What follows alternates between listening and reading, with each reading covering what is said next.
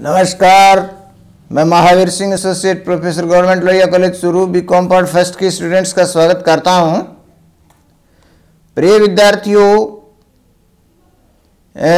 आज हम एक प्रैक्टिकल प्रॉब्लम और लेते हैं जिसमें इश्यू फोरफीचर री इश्यू से संबंधित जो विभिन्न प्रावधान थे उनके बारे में आपको स्थिति क्लियर हो जाएगी। यहाँ पर एक प्रॉब्लम आपके सामने है जिसमें एक कंपनी लिमिटेड कंपनी है जो कि 8000 अंशों के लिए आवेदन देती है, आवेदन के लिए एप्लीकेशन के लिए प्रविष्टि जारी करती है और इनके अंदर 20 रुपये जो है वो एप्लीकेशन पर हैं, 30 रुपये अलॉटमेंट पर हैं, 50 रुपये अलॉटमेंट पर है, जिसके अंदर 20 रुपया प्रीमियम सम्मिलित है और फर्स्ट कॉल पर 30 रुपये और सेकंड कॉल पर 20 रुपये। एक्चुअल में अधिविधान हुआ और सब्सक्रिप्शन हुआ, 12000 अंशों के लिए आवेदन आया।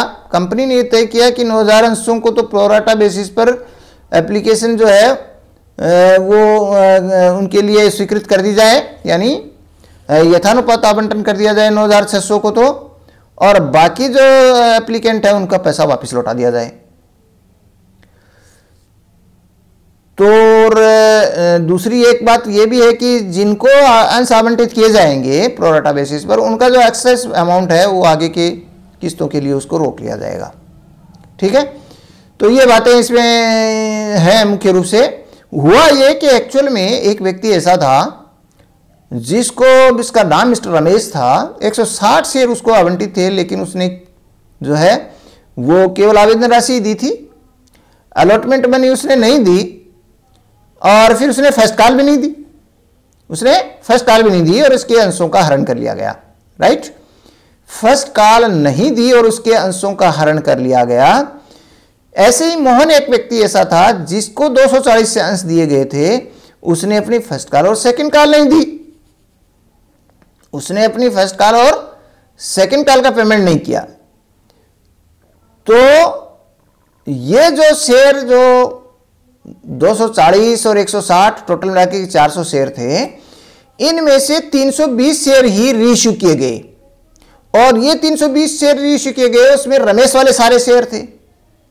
इसका मतलब 80 शेयर ऐसे थे जो मोहन के थे, वो रीइश्यू नहीं किए गए और मोहन के केवल 160 शेयर ही इश्यू किए गए और 160 शेयर ही रमेश वाले इश्यू किए गए। अब रीइश्यू किए गए, अब आपको इसमें जर्नल एंट्रीज देनी है और बैलेंस शीट में जो है वो आपको शो करना है सारे आइटम्स को। तो अपनी कहानी अपने समझ में आ गई। 9600 अंशों के लिए तो प्रोराटा बेसिस पर दिया, 8000 के लिए आवेदन था लेकिन 12000 अधिविधान हो गया, 9600 को प्रोराटा मिलेगा, बाकी 2400 रिफंड कर दिए जाएंगी। और अब अपने को सारी बातें ये पता लगाना है कि कितनी राशि पेमेंट हुई, कितना बकाया रहा, कितने उसमें से फॉरफिट हो गया। हम चलते हैं शुरू से बिल्कुल प्रक्रिया के अधीन। सबसे पहला काम अपने को क्या करना है, डेट ऑफ रिसीट को 12000 एप्लीकेशन के लिए जो आई हैं, 12000 एप्लीकेशन के लिए जो बैंक अकाउंट डीआर किया, 20 रुपये पर शेयर के हिसाब से जो है वो 2,40,000 रुपये का पेमेंट प्राप्त होगा और 12000 अंशों पर bank account DR to equity share application account कर देंगे 2,40,000 रुपये। No problem, application money received. इसके बाद में डेट ऑफ अलॉटमेंट को क्या होगा, ये जो एप्लीकेशन मनी रिसीट हुई है उसमें से जब आवंटन किया जाएगा तो जितने अंशों के लिए प्रविष्टि जारी किया गया था वो 8000 थे। 8000 अंशों से अधिक के लिए तो अधिक अंशों का तो आवंटन हो ही नहीं सकता, तो 8000 अंशों पर जो राशि बनेगी वही शेयर कैपिटल में ट्रांसफर होगी। तो equity share application account DR to equity share capital account 8000 into 20, 1,60,000 रुपए। Application money transferred to share capital account on allotment. उसके बाद में अलॉटमेंट की किस्त ड्यू होगी। अलॉटमेंट की जब किस्त ड्यू होगी तो equity share allotment account DR करेंगे।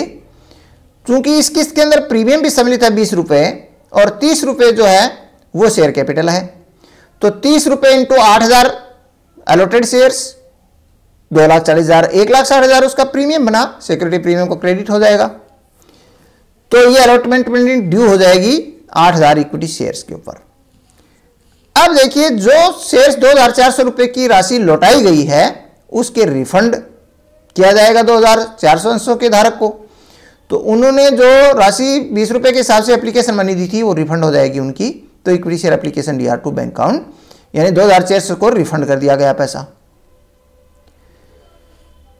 अब बात यहां पर यह है कि अलॉटमेंट की जो किस्त है, वो जो ड्यू हुई थी अलॉटमेंट की किस्त 4 लाख रुपए की जो किस्त ड्यू हुई थी, उस 4 लाख रुपए की किस्त में से हमें यह पता लगाना है कि बैंक अकाउंट DR कितना होगा। चूंकि इसमें एक बात यह है, थोड़ा ये आप क्रम चेंज कर रहे हैं ना, पहले तो जो राशि है उसकी ड्यू राशि है उसकी एंट्री हम पहले करेंगे। अब इसके अंदर अपने प्राप्त राशि की एंट्री पहले कर दी है। आपको ध्यान क्या रखना है कि जो राशि उसकी एक्सेस मनी है, जितनी उसकी पड़ी हुई है, पहले उसको एडजस्ट किया जाएगा। तो equity share application account DR2 equity share allotment account, ये अधिक की राशि है जिसको समायोजित किया गया है, जिसको समायोजित किया गया है अलॉटमेंट के लिए साथ में, जो अलॉटमेंट के साथ में समायोजित किया गया है। चूंकि 9600 अंशों के जो 9600 अंश के जो आवेदक हैं उनको अंश तो 8000 ही दिए गए, लेकिन उन्होंने आवेदन 9600 के लिए किया। तो ऐसी स्थिति में ज्यादा अंशों वाले जो आवेदन के कारण जो एक्सेस मनी आई थी उसको एडजस्ट कर लिया गया अलॉटमेंट के साथ में। तो अब अपने को यहां पर यह देखना है कि ये 32,000 रुपए कैसे आए। Equity share application account DR2 equity share allotment account करेंगे, पर अधिक की राशि का पता लगाते हैं कि अधिक की राशि कितनी बची हुई है। उसके आधार पर हम देखेंगे कि ये क्या स्थिति बनती है। देखिए यहां पर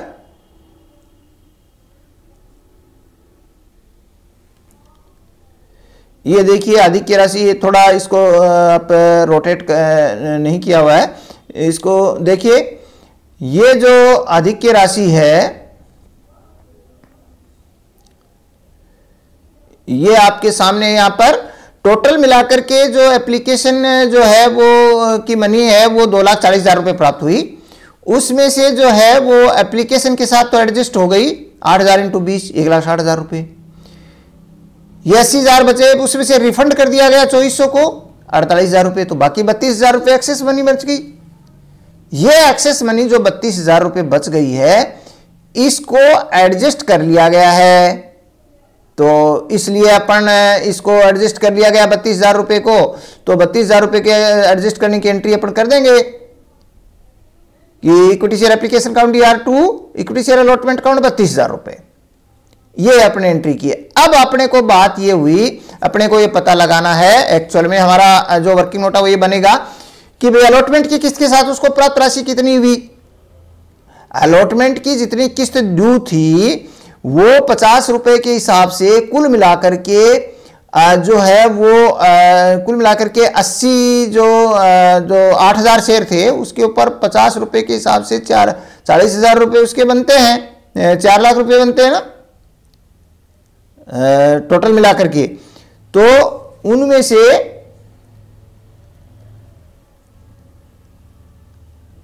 ₹4 लाख, राइट, ठीक है। ये 4 लाख रुपए उसके कुल मिलाकर के आवंटन पर बनते हैं।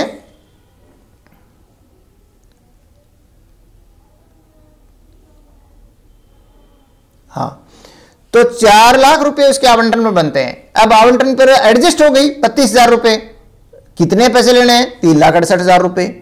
3,68,000 रुपए का पेमेंट लेना है, बैलेंस पेमेंट लेना है, और 3,68,000 रुपए का पेमेंट शेष रह गया। एडजस्ट करने के बाद एक्सेस मनी को ये पेमेंट आवंटन पर लेना था, लेकिन उनमें से 160 अंशों का एक धारक ऐसा था उसने पैसा नहीं दिया, तो 8,000 आवंटित अंशों के ऊपर 3,68,000 लेने थे, तो 160 अंश आवंटित अंशों के ऊपर उसके 7,360 रुपए बनेंगे। ये 7,360 रुपए मिस्टर रमेश ने नहीं दिए, तो आवंटन पर आए कितने? 7,360 घटाने के बाद 3,60,640 रुपए एक्चुअल में बैंक अकाउंट में आएंगे। तो हम लिखेंगे bank account DR2 equity share allotment account 3,60,640 रुपए। तो आवंटन पर प्राप्त राशि से ये एंट्री हो जाएगी। अब अपन कहते हैं फर्स्ट कॉल के ड्यू होने की। तो फर्स्ट कॉल के ड्यू होने की प्रविष्टि तो वैसे ही first call DR2 equity share capital account हो जाएगा। First call DR2 equity share capital account हो जाएगा, और चूंकि एक्सेस मनी अब कोई बची हुई है नहीं, और फिर bank account DR2 equity share first call करेंगे। Bank account DR2 equity share first call करेंगे। ये कितना करेंगे, ये अपने को देखने की बात है। तो अपन नीचे वर्किंग नोट देखते हैं कि भाई फर्स्ट कॉल पर प्राप्त राशि कितनी हुई। फर्स्ट कॉल के ऊपर जो प्राप्त राशि है वो फर्स्ट कॉल की देय राशि कितनी बनती है, ये अपने को यहां पर देखना है। तो फर्स्ट कॉल के ऊपर कितनी राशि रिसीव्ड हुई, इसके लिए आप ध्यान से देखिए कि फर्स्ट कॉल के ऊपर देय राशि कितनी बनती है। फर्स्ट कॉल के ऊपर देय राशि 30 रुपए के हिसाब से 8,000 पर 2,40,000 रुपए बनती है, लेकिन उसमें से नहीं दिया। रमेश ने भी 160 अंशों पर नहीं दिया और 240 अंशों के ऊपर उसने नहीं दिया। तो दोनों मिलाकर के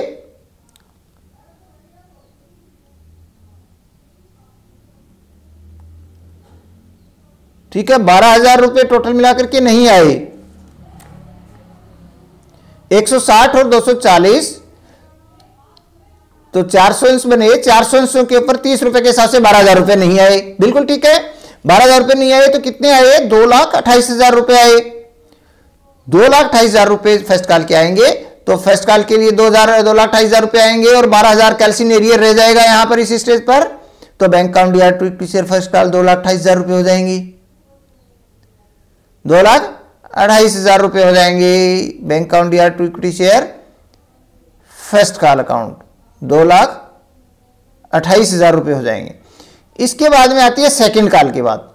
तो सेकंड कॉल की जो ड्यू अमाउंट है वो 20 रुपए के हिसाब से अपन करेंगे, 20 रुपए के हिसाब से करेंगे। अब यहां पर आप ध्यान दीजिए, एक बहुत इंपॉर्टेंट बात ये हुई है, बहुत थोड़ा माइन्यूटली सोचना है आपको कि जब वो फर्स्ट कॉल का पैसा नहीं दिया मिस्टर रमेश ने, तो रमेश के अंशों का हरण हो जाता है।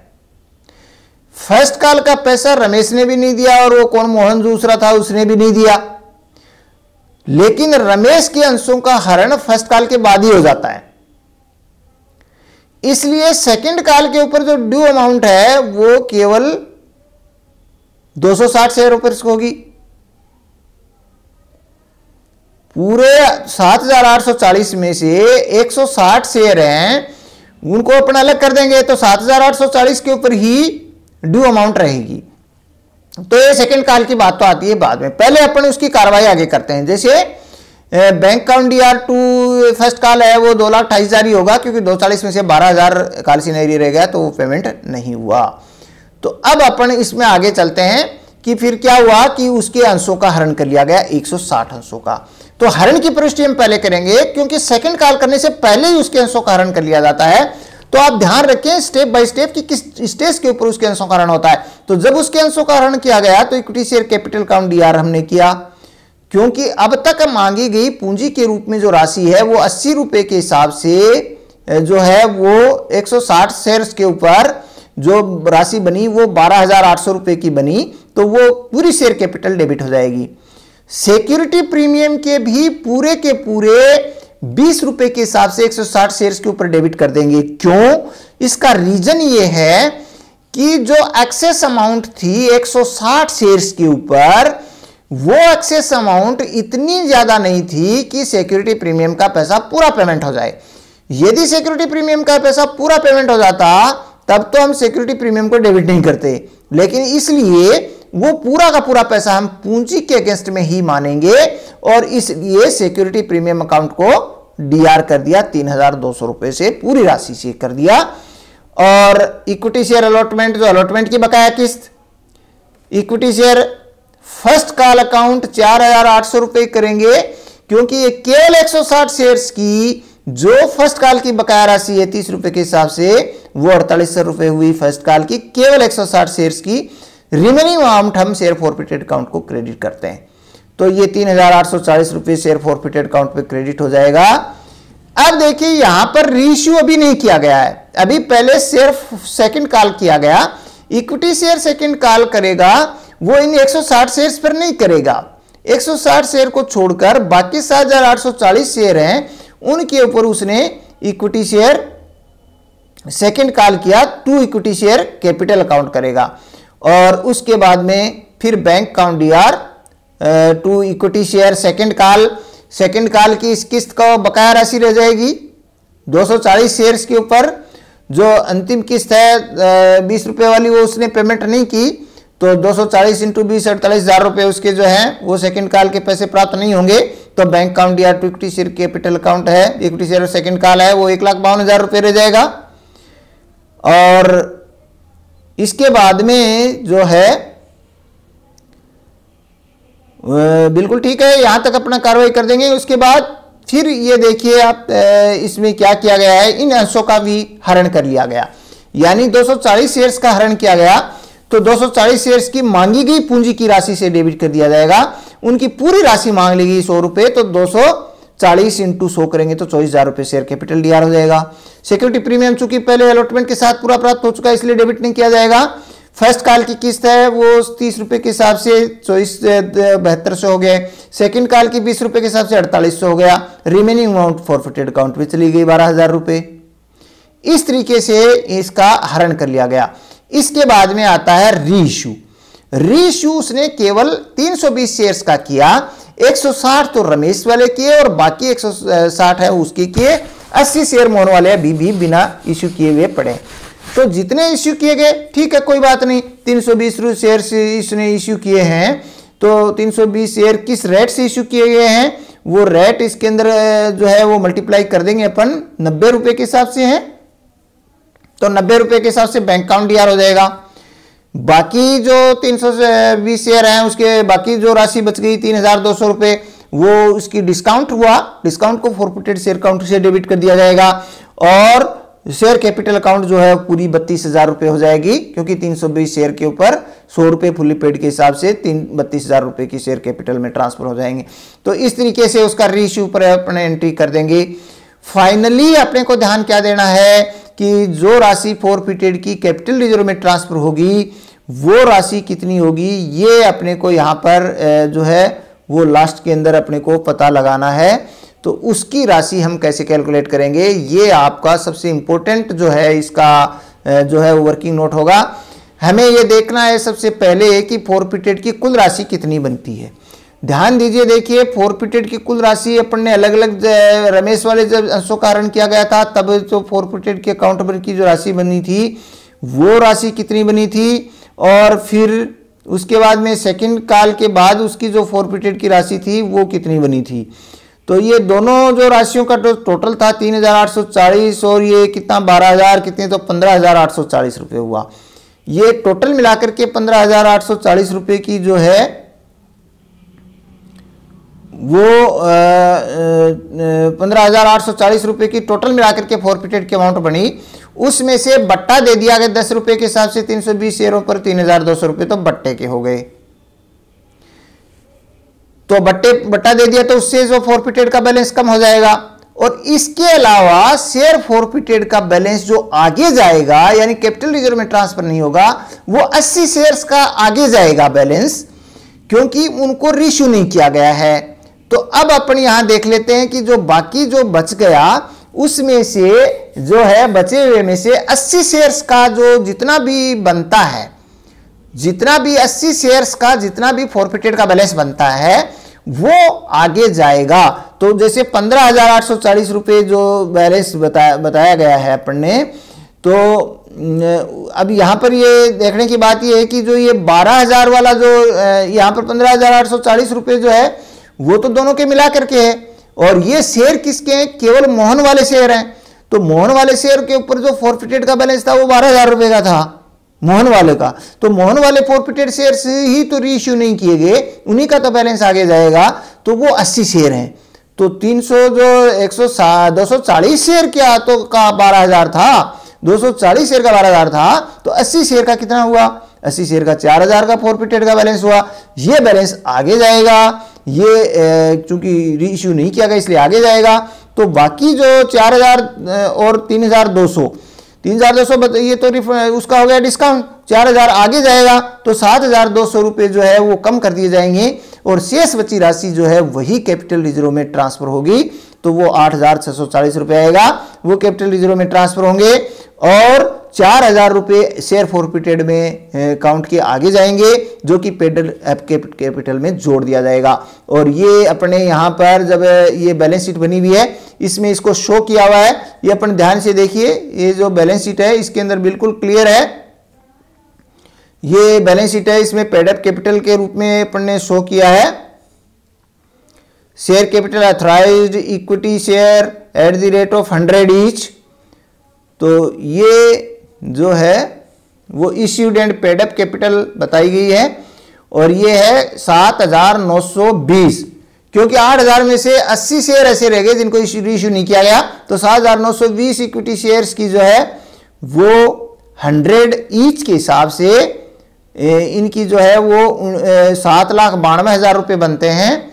4,000 रुपये शेयर फॉरफिटेड का बैलेंस इसमें ऐड हो जाएगा और इसके बाद में जो सिक्योरिटी प्रीमियम है वो रिजर्व एंड सरप्लस हेडिंग में सिक्योरिटी प्रीमियम का जो बैलेंस है वो अपने यहाँ पर शो कर देंगे और कैपिटल रिजर्व भी आ जाएगा ये 8,640 और सिक्योरिटी प्रीमियम जो डेबिट किया वो कम करने के बाद में जो राशि आएगी वो 156,800 रुपये जो है वो सिक्योरिटी प्रीमियम के हो जाएंगे और इस प्रकार से टोटल जो है 9,61,000 जो है वो 440 रुपये जो है वो कुल मिलाकर के इसका टोटल आ जाएगा बैलेंस शीट का।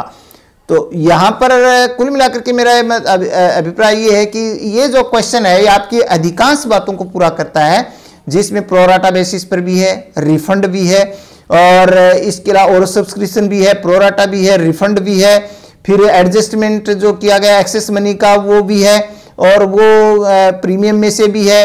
उसके बाद में अंशों का हरण भी किया गया है, हरण पहले स्टेज पर कर लिया गया, रीइश्यू दूसरी स्टेज पर किया गया है। कुछ अंशों का हरण किए गए अंशों को सभी का पुनर्निर्गमन नहीं किया गया है, उसमें से कुछ बच गए हैं, इसमें शेयर फॉरफिटेड का बैलेंस भी ऐड हो रहा है और कैपिटल रिजर्व में ट्रांसफर भी हो रहे हैं। तो ये कंप्लीट इंफॉर्मेशन को कवर करने वाला एक क्वेश्चन था जिसको अपन ने यहाँ पर डिस्कस किया।